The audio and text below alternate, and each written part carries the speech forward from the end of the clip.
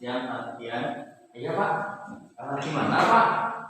Ini Pak, nanti kalau misalkan Bapak berkenan, saya mau minta bantuan, minta tolong untuk ketika saya masuk proses pembelajaran bersama adik kelas, minta didampingi Pak di supervisi supaya kekurangan saya, kalau ada yang harus saya perbaiki itu bisa lebih baik ke depannya, mungkin seperti itu Pak.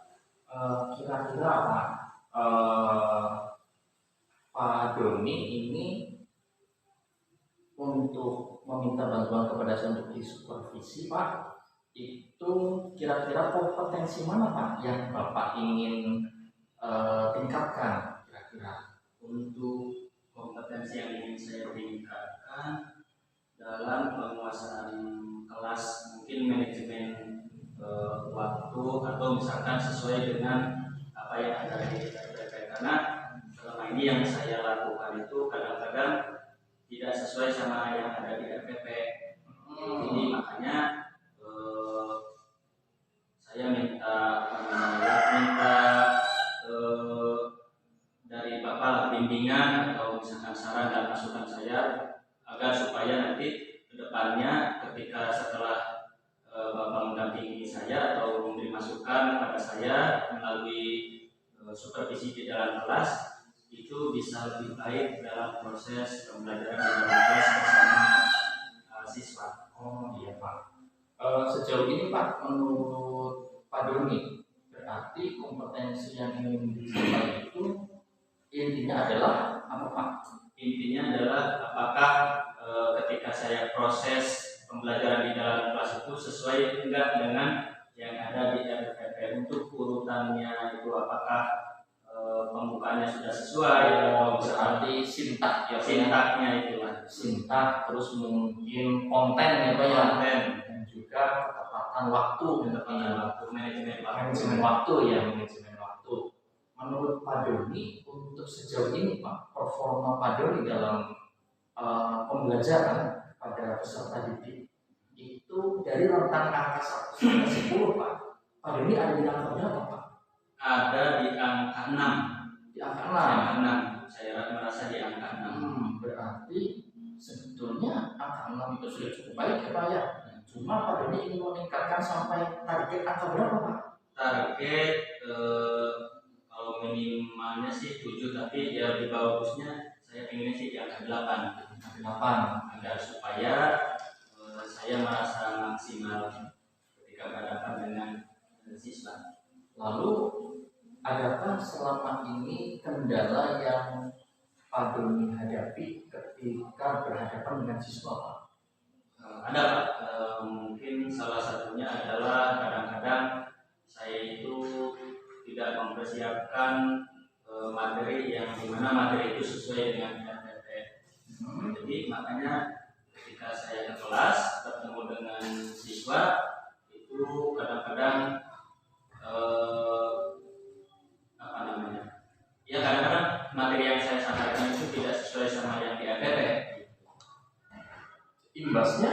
Imbasnya mungkin karena tidak sesuai dengan yang ada di RPP, materinya pun juga jadi tidak sesuai dan mungkin berpengaruh juga terhadap karena kan kalau di RPP itu ada tentang waktu beberapa pertemuan gitu. Jadi kadang-kadang kalau tidak sesuai ya mungkin penyampaian materinya pun juga tidak maksimal. Respon siswa Pak? Respon siswa ya mungkin untuk kedepannya bisa sesuai apa yang di materinya, sesuai yang ada di RPP lah maksudnya.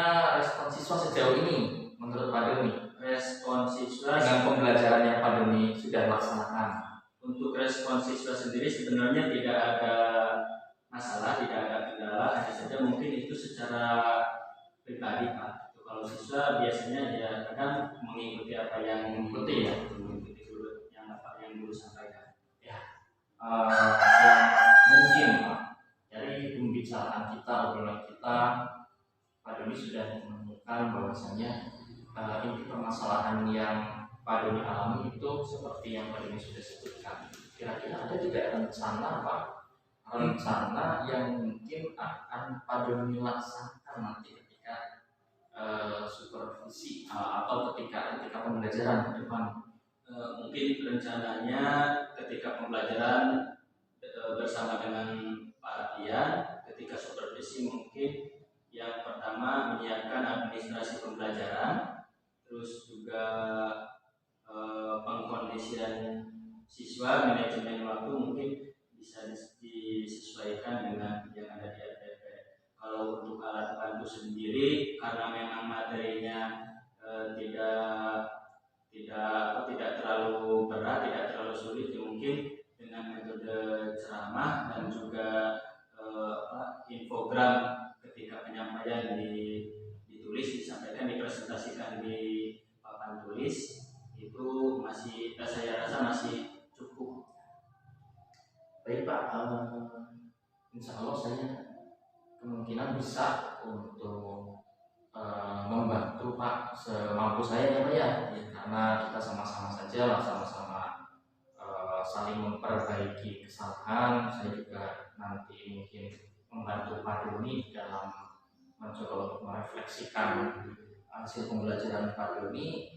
Saya mengikuti jadwal mengajar Pak Doni, sekiranya Pak Doni siap kapan, saya juga siap seperti itu Pak. Seperti itu kira-kira Pak ya. Siap. Berarti kapan nih Pak? Kemungkinan besok saya ada jadwal di kelas 9 kalau tidak salah, mungkin besok bisa kita langsung ini Pak, langsung supervisi di kelas. Siap Pak, siap, besok kita ketemu lagi. Terima kasih Pak. Sebelum kita masuk ke materi, ya ada beberapa hal yang ingin Bapak sampaikan. Sekarang kita sudah masuk di semester kedua, ya. Jadi kalian mungkin efektifnya belajar itu kurang lebih 4 bulanan. Jadi setelah itu mungkin akan fokus ke masalah latihan soal dan nanti menghadapi ujian sekolah. Dan Bapak harapkan dari beberapa pertemuan di semester pertama itu kedisiplinan dalam kehadiran ya atau absensinya itu lebih dimaksimalkan lagi. Jadi Bapak harap ketika sudah semester 2 kalian jangan terlalu banyak absen, karena itu nanti mempengaruhi nilai. Dan yang kedua, motivasi belajar ya. Jadi harus lebih serius lagi, lebih sungguh-sungguh ya. Dan dari mulai sekarang tolong biasakan ke depannya lebih rajin, lebih semangat, baik dari kedisiplinan dalam berpakaian dan lain sebagainya, karena itu nanti akan menjadi habit ya, kebiasaan kalian untuk melanjutkan ke jenjang sekolah yang lebih tinggi. Karena apa? Karena kebiasaan yang kita laksanakan setiap hari, kalau misalkan kalian terbiasa dengan hal-hal positif, insya Allah nanti di SMA, di SMK itu pun juga akan terbawa. Bukan hanya kalian saja, tapi sekolah kita pun di sini akan terbawa. Wah, si A ini dari lulusan mana sih? Dari SMP mana sih? Itu akan terbawa. Jadi yang akan terbawa itu, kalau kita berperilaku positif bukan hanya sekolah, yang bisa lingkungan dari daerah mana sih? Atau anak siapa sih? Orang tuanya siapa sih? Jadi bukan hanya atau yang sering kita dengar sebagai takdir ya.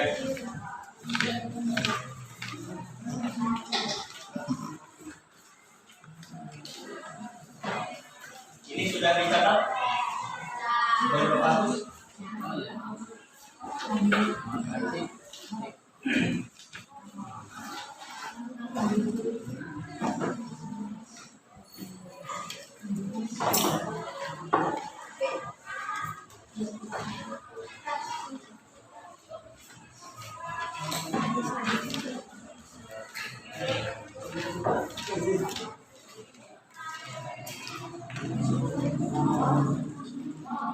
Ya. Di dalam rukun Islam kita rukun iman di dalam rukun iman kita meyakini bahwa salah satu penunjang keimanan kita terhadap Allah Subhanahu wa taala adalah beriman kepada qada dan qadar. Coba Bapak pengen dengar nih. Rukun iman yang pertama, beriman kepada Allah. Yang kedua, Rasulullah. pada malaikat kau. Yang ketiga, pada Nabi dan Rasul. nabi dan rasul. Yang keempat, pada kita. Yang kelima, Hari kiamat. hari kiamat. Yang keenam, Qadar. nah, qada dan qadar ini ada dua kata. Yang pertama qada, yang kedua dalam qadar. Coba Tina, jelaskan pengertian daripada qada. Qada adalah qadar. Qada adalah apa? Poinnya. Qada adalah, ayo cari. Qada adalah siapa dia? Ayo cari. Qada adalah apa kira-kira?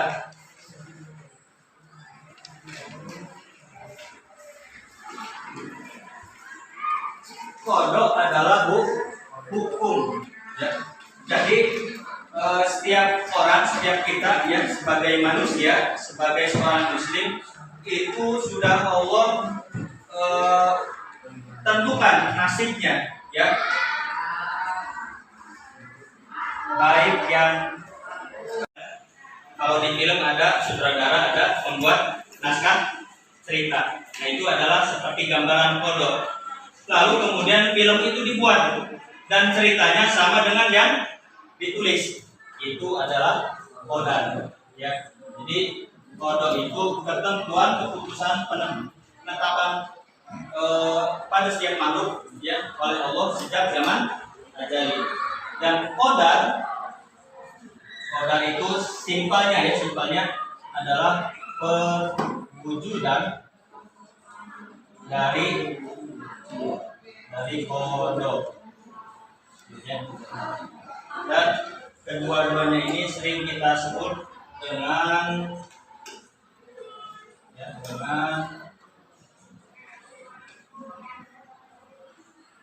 apa? Dengan takdir. Nanti takdir itu apa? Terbagi lagi menjadi dua, ya. Sesuai dengan hadis Rasulullah Shallallahu Alaihi Wasallam. Coba baca hadisnya. An Anasin bin Malik halaman 162. Coba baca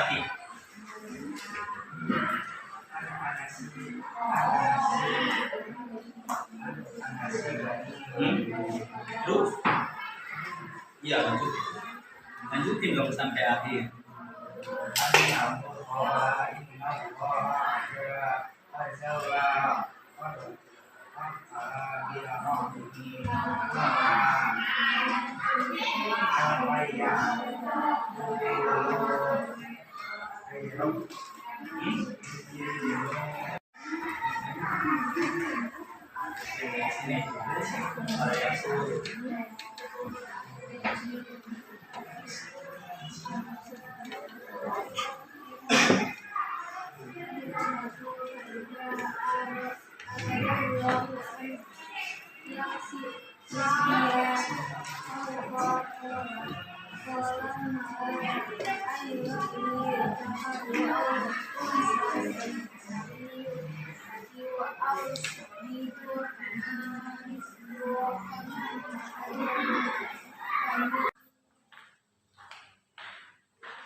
Ya, Pak ini dari tadi Nabi ya Pak. Ya.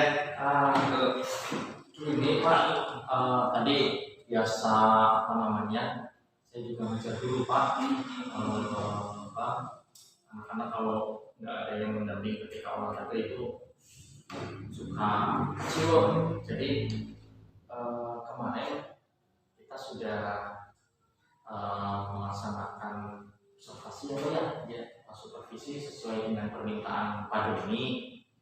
Ingin saya membantu Pak Doni dalam merefleksikan pembelajaran yang Pak Doni lakukan. Ya, sebetulnya ini sama-sama saja Pak, karena saya juga banyak belajar dari Pak Doni, karena kita sama-sama di dalam pendidikan, sama-sama saling mengoreksi. Mungkin sekarang Pak Doni yang minta dikoreksi, sekarang saya. Menurut Pak Doni Pak, kemarin ketika mengajar ada tidak peningkatan performa Pak? Ketika kemarin proses supervisi bersama Pak Ardian, anak-anak yang lumayan antusias yang kita karena mengikuti proses pembelajaran seperti biasa, dan juga baru di pertemuan kedua, jadi mungkin belum terlihat tapi yang jelas anak-anak seperti biasa mengikuti pembelajaran. Mengikuti apa ya? Lalu untuk tujuan Pak Doni dalam efektivitas manajemen waktu yang kemarin Pak Doni sampaikan, terus untuk konten pembelajaran, sintak urutan, itu menurut Pak Doni sudah terlaksana atau belum berdasarkan praktik kemarin? Menurut saya kemarin ada beberapa yang terlaksana, tapi mungkin juga ada beberapa yang belum maksimal. Ya. Lanjut. Ini Pak, kira-kira menurut Pak Doni masih ada tidak permasalahan yang masih Pak Doni hadapi? Kalau menurut saya untuk sementara sih agak lumayan cukup ya. Tapi nggak tahu nih menurut Fabian apakah ada hal yang mungkin bisa bisa memberikan saran mungkin ke depannya. Mungkin kalau diperbolehkan ini Pak, boleh kalau saya memberikan pendapat Pak? Boleh. Jadi ini menurut pandangan saya, mungkin Pak Doni bisa jadikan referensi, saya juga bisa menjadikan itu sebagai referensi. Kemarin sebetulnya Pak Doni mengajar dengan sangat bagus Pak, untuk penguasaan materi yang Pak Doni sampaikan kepada siswa itu sudah sangat baik. Cuma memang mungkin bisa dicoba dengan teknik yang lain, karena sejauh yang saya lihat itu ada kekurangan di interaktif dengan siswa, maksudnya keaktifan siswa dari awal. Mungkin ketika kegiatan, lalu bisa saja untuk formasi tempat duduk Pak, formasi tempat duduk siswa itu bisa kan kita di setting supaya lebih interaktif, misal posisi letter U atau saling berhadapan, atau bisa dibikin semacam berkelompok seperti ketika diskusi supaya menjadikan suasana pembelajaran yang lebih interaktif. Kemudian dari metode Pak, seandainya memang metode ceramah itu ternyata membuat anak jenuh, kita sebagai guru bisa menggunakan metode yang lain. Mungkin ada banyak metode yang bisa kita pakai. Dan juga yang terakhir ini Pak, penggunaan media. Mungkin kalau media kita di sekolah karena keterbatasan alat, memang sangat baik ketika kita menambah dengan penggunaan proyektor. Tapi kita sebagai guru mungkin bisa untuk memodifikasi itu. Kira-kira dari seperti itu Pak ini nonton, tapi ada tidak Pak rencana Pak kedepannya untuk membuat kelas lebih interaktif? Saya setuju sama yang Pak Ardian sampaikan. Mungkin kedepannya apa yang tadi disampaikan sama Pak Ardian, saya akan coba mulai dari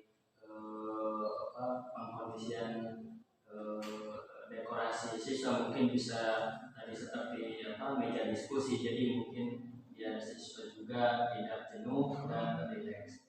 Juga untuk metodenya mungkin presentasinya menggunakan media, insya Allah kedepannya mungkin saya akan memperbaiki lagi, mungkin bisa dicoba, dan kalaupun memang nanti anak lebih semangat, lebih termotivasi, insya Allah mungkin kedepannya akan diusahakan seperti itu Pak. Terima kasih Pak. Ada tidak menurut Pak Doni selain yang barusan tadi disampaikan rencana tindak lanjut yang lebih real yang akan dilaksanakan dalam waktu dekat Pak? Insya Allah di pertemuan berikutnya dengan siswa nanti saya akan coba penyampaian materi proses pembelajaran dengan menggunakan metode-metode yang baru, dan juga mungkin dari dekorasi ruangannya pun juga bisa lebih enak mungkin. Berarti apa Pak yang Pak Doni akan lakukan setelah hari ini Pak?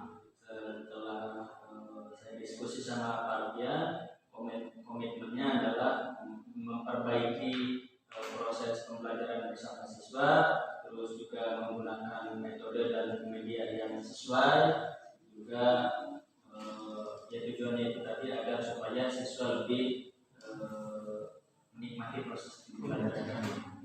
Dan mungkin juga bisa tidak selalu di ruangan kelas, mungkin Pak saya coba di tempat yang lain mungkin agar suasananya lebih terbuka dan fresh. Menarik itu Pak. Lalu itu yang saya temukan ketika observasi Pak, mohon maaf saya juga banyak kekurangan karena kita sama-sama ya Pak ya saling mengoreksi untuk baik Pak. Cukup Pak. Terima kasih Pak sudah mempercayakan kepada saya untuk menjadi observer Pak Doni sekaligus supervisor Pak. Ya, terima kasih Pak. Sama-sama Pak.